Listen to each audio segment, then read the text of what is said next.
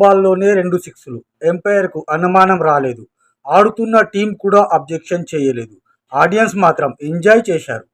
ఇది ఐపీఎల్ గురించి కాదు బ్రో. ఒకే అబ్బాయిని ప్రేమించిన ఇద్దరు అమ్మాయిల కథ.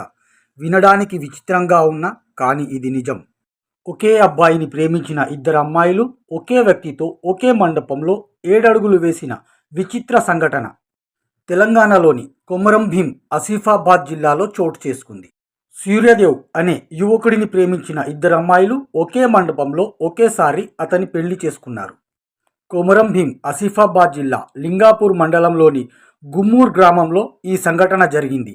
ఒకే బాల్కు 2 సిక్సర్లకు సంబంధించిన ఇంట్రెస్టింగ్ స్టోరీని స్థానికులు తెలిపిన వివరాల ప్రకారం ఝల్కాదేవి, లాల్దేవి అనే ఇద్దరు అమ్మాయిలు సూర్యదేవ్ అనే అబ్బాయిని ప్రేమించారు. పెళ్లి చేసుకుంటే వీడినే చేసుకుంటాం, లేకపోతే అంతే అని మొండిపట్టు పట్టారు.